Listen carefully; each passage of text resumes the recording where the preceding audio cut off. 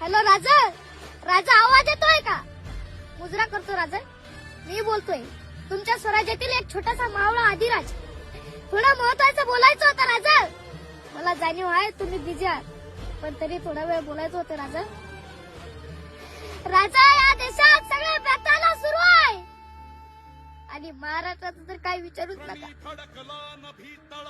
इथं 3-3 वर्षाच्या मुलीवर अत्याचार होत आहेत राजा. मेडिकल कॉलेज मध्ये डॉक्टरीचं शिक्षण घेणाऱ्या मुलीवर अत्याचार होत आहेत राजा. नेते मात्र स्वतःच्या हितासाठी इकडे तिकडे पळतात. शेतकरी हवालदिल झालाय राजा. तुमचा मावळा दारूच्या नशेत आयुष्य उद्ध्वस्त करतोय राजा. 70 वर्षाचा बाप 30 वर्षाच्या मुलाच्या चितेला आग लावतोय.